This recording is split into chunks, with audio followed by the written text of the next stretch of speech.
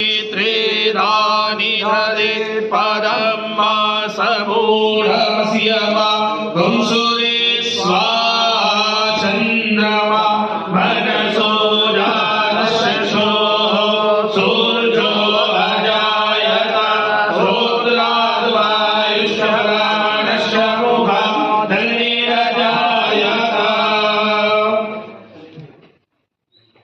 दीपनाथ भैरवाय नमः। कर्मसाक्षिणे नमः। देवराज सेव्यमान पावनाभिमंगलम् व्यालयज्ञ श्रोत्रबिन्दुशेखरं कृपाकरं नारदादि योग वृंद वंदितं दिगंबरं काशिकापुरादिनाथ काल भैरवं भजे। अवंतिकापुरादिनाथ काल भैरवं भजे। दीपनाथ भैरवाय नमः। कर्मसाक्षिणे नमः। नमः पार्वतीपतये। साक्षात् परब्रह्मा तस्मै श्री गुरवे नमः। अखण्डमण्डलाकारं व्याप्तं येन चराचरं तत्पदं दर्शितं येन तस्मै श्री गुरवे नमः। महान स्वतंत्रता सेनानी, महान सामाजिक प्रवर्तक, गरीब, मजलूम, मजदूर और समाज के निर्बल वर्ग के लोगों के संरक्षक थे। उनका जन्म जिस भी परिवार में हुआ, लेकिन उनका मन झोपड़ी में रहने वाले गरीब और दुखी लोगों के नवनिर्माण हेतु समर्पित। स्वामी सहजानंद सरस्वती ने देश की आजादी की लड़ाई में एक नायक के रूप में अपनी भूमिका का निर्वहन किया। इतना ही नहीं, देश की लड़ाई में मजबूत ताकत और दिशा देने में जिस महान स्वतंत्रता सेनानी की भूमिका रही, नेताजी सुभाष चंद्र बोस ने, उन्होंने अपने संस्मरणों में लिखा कि स्वामी सहजानंद सरस्वती मेरे लिए मेरे गुरु से कम नहीं थे। ऐसा विशाल व्यक्तित्व था स्वामी सहजानंद सरस्वती का। गाजीपुर उत्तर प्रदेश से स्वामी जी का अवतरण बिहार की पवित्र क्रांतिकारी धरा पर हुआ।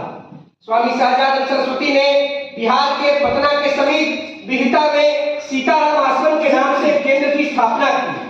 उस आश्रम के माध्यम से स्वामी सहजानंद सरस्वती ने पूरे बिहार, अखंड बिहार, झारखंड और पूरा बंगाल, उड़ीसा का इलाका और देश भर में किसानों के लिए, मजदूरों के लिए, मजदूरों के लिए एक बड़ी लड़ाई को ताकत देने का काम किया।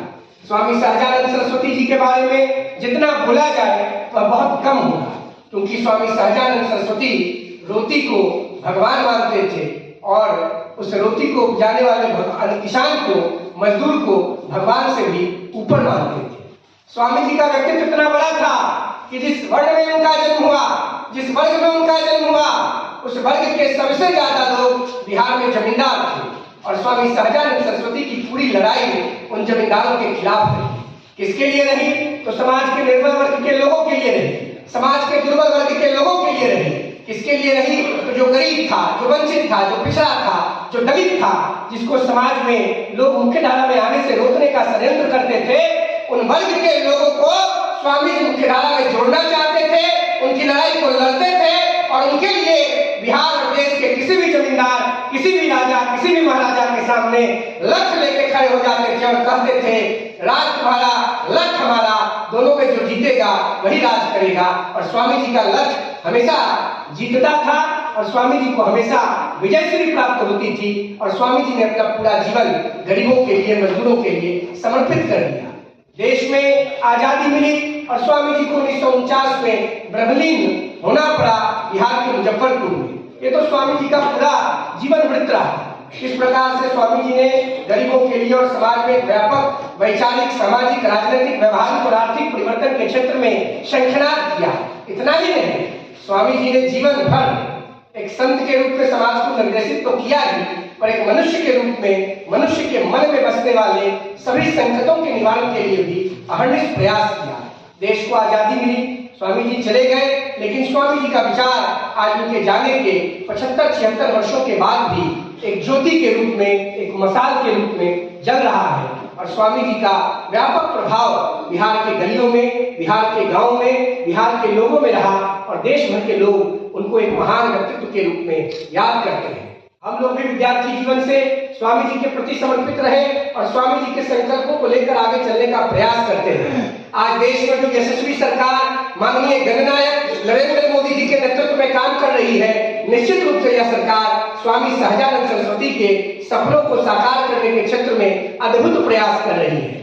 आज स्वामी अभिषेक ब्रह्मचारी जी महाराज हम लोग के बीच बैठे हैं, एक संत है और स्वामी सहजानंद की भांति देश भर में गरीबों की लड़ाई को आगे बढ़ाने का प्रयास कर रहे हैं। आदरणीय गिरिराज सिंह जी देश के यशस्वी कपड़ा मंत्री हैं, हम सबों के अभिभावक हैं, हम लोग के बीच मौजूद हैं। विद्यार्थी जीवन से जब भी हम लोगों ने छोटा बड़ा मझौला कोई भी कार्यक्रम किया, उसमें आदरणीय गिरिराज जी की जो भूमिका रही हो, राज्य सरकार के मंत्री के रूप में, एक सांसद के रूप में, भारत सरकार के मंत्री के रूप में हमेशा स्वामी सहजानंद सरस्वती के प्रति और हम लोगों के प्रति आदरणीय गिरिराज जी का बहुत बड़ा योगदान रहा। हम लोगों के बीच भारत के सुप्रीम कोर्ट, जो दुनिया का सबसे बड़ा कोर्ट माना जाता है, भारत का सुप्रीम कोर्ट, उसके फॉर्मर चीफ जस्टिस आदरणीय बी आर गवई साहब बैठे हुए हैं। आज हम लोग के लिए बड़ा हर्ष का विषय है। गवई साहब का भी बिहार से पुराना नाता है। हम लोग पढ़ते थे तो इनके पिताजी बिहार के महामहिम राज्यपाल होते थे, आदरणीय आर एस गवई साहब। आप हम लोग के बीच है, आपका भी हम स्वागत करते हैं। और संपूर्णानंद संस्कृत विश्वविद्यालय वाराणसी के कुलपति आदरणीय बिहारीलाल शर्मा जी हम लोग के बीच उपस्थित हैं, हम उनका भी स्वागत करते हैं। मैं अनुरोध करना चाहूंगा आदरणीय संदीप आपा जी से कि शॉल उड़ाकर पूज्य स्वामी अभिषेक ब्रह्मचारी जी महाराज का सम्मान करें। आदरणीय संदीप आपा श्री रंजीत चौधरी जी से, बल्कि रंजीत जी से नहीं, हम अतिक्रमण करते हुए अनुरोध करना चाहेंगे हम लोगों के अभिभावक आदरणीय गिरिराज जी से कि आप बिहार के देश में मानक प्रतिनिधि हैं और आदरणीय पूर्व मुख्य न्यायाधीश भारत हम लोगों के बीच हैं। इनके पिताजी बिहार में जब राज्यपाल थे तो आप राज्य में कैबिनेट मंत्री होते थे। आप आदरणीय गवई साहब को साल बढ़ाकर उनका सम्मान करें। हम आग्रह करना चाहेंगे श्री रंजीत चौधरी जी से कि देश के यशस्वी कपड़ा मंत्री आदरणीय गिरिराज सिंह जी को साल बढ़ाकर उनका सम्मान करें। श्री रंजीत चौधरी।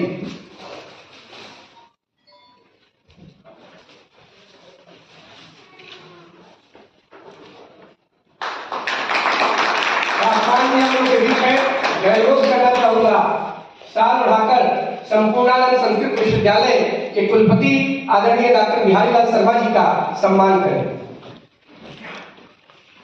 मैं आग्रह करना चाहूंगा श्री गौरी शंकर पांडे जी से कि दिल्ली प्रदेश भाजपा के नेता और हम लोगों के मित्र भाई मनीष चौधरी जी को भी साल बढ़ाकर सम्मानित करें। श्री गौरी शंकर पांडे।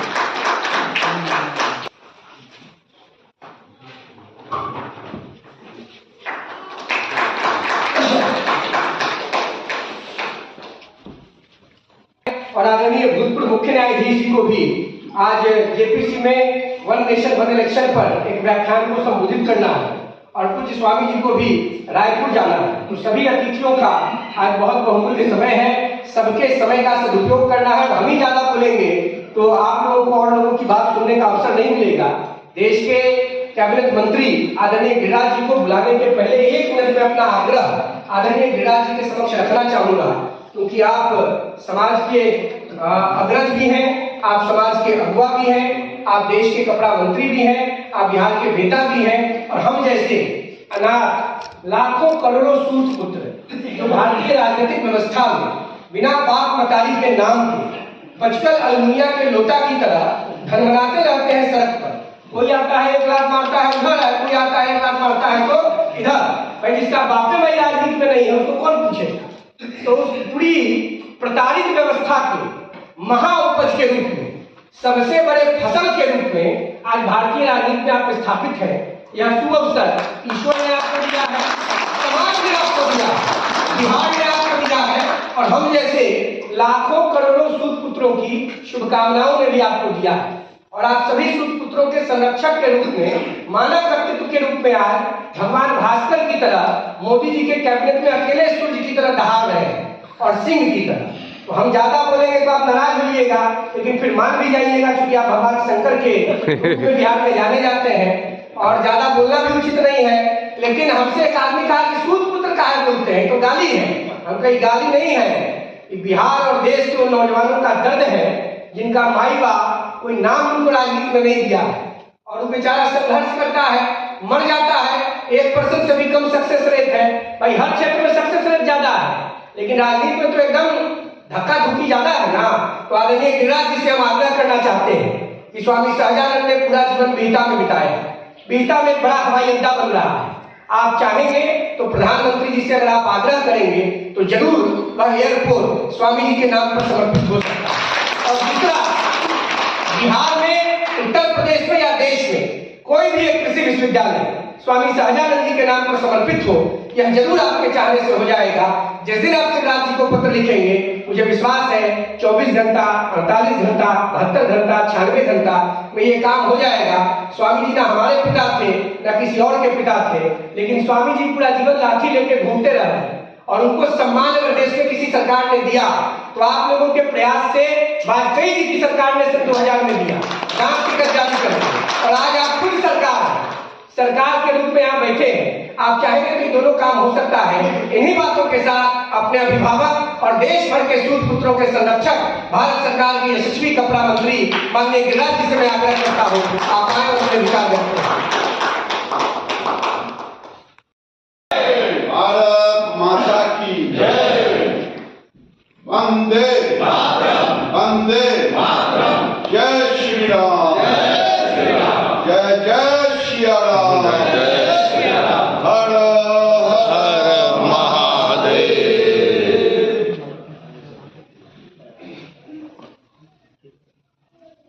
हम सबके पूज्य आराध्य आचार्य अभिषेक जी महाराज, जिनके विषय में पंडित रोहित जी महाराज ने गवई साहब, जिनके पिताजी से मिलने का सौभाग्य स्वाभाविक है कि गवर्नर थे और ये हम लोगों के परिवार के एक बड़े सदस्य के रूप में जाने जाते हैं।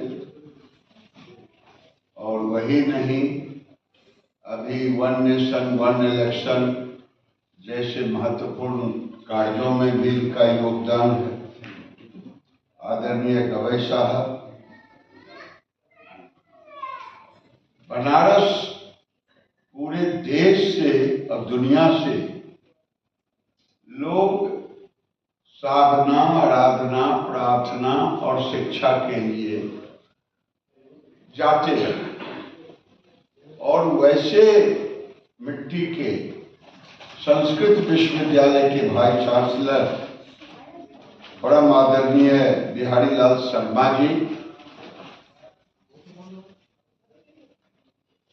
मनीष चौधरी जी कारपोरेटर रहे, चेयरमैन रहे, विधानसभा का चुनाव लड़े, हम लोगों के नेता हैं। और जिनके पिताजी के साथ भी मेरा वही संबंध रहा जो पुत्र जी के साथ, पुत्र जी के साथ ज्यादा।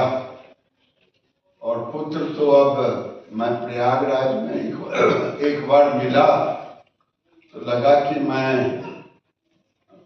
कोई ब्रह्मचारी से मिल रहा हूँ। जो वेशभूषा देखा वैसे रोहित पुजारी जी,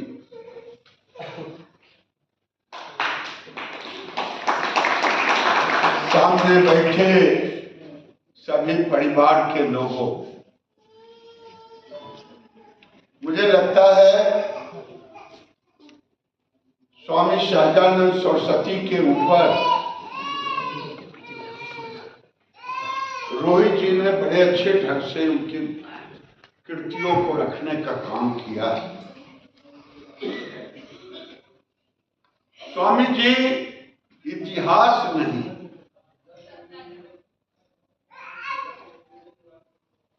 स्वामी जी वर्तमान, और स्वामी जी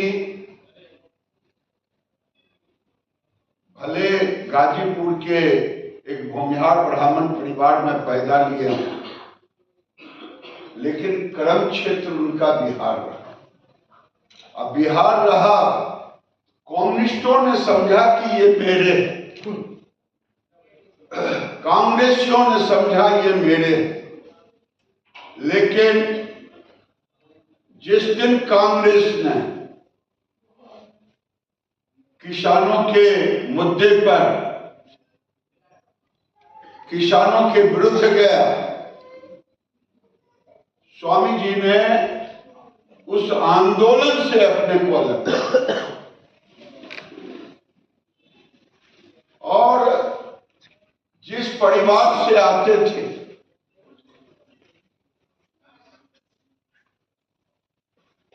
वो भी बिहार के जमींदार लोग उस परिवार और खानदान से थे। लेकिन स्वामी जी ने आज भले ही बिहार में राजनीतिक ताकत दिखाने के लिए स्वामी जी के नाम पर बड़े बड़े कार्यक्रम होते हैं, और मेरा दुर्भाग्य रहा कि स्वामी जी का जन्म लोग मनाते हैं शिवरात्रि के। आज शिवरात्रि में मैं कहीं और रहता, लेकिन मैं रोहित जी को धन्यवाद देता हूं कि मुझे पूर्व संध्या पर परसों मनाया जाएगा, शिवरात्रि है, लेकिन आज हम सब उनको केवल याद करने के लिए नहीं, केवल हम उनको प्रणाम करने के लिए नहीं,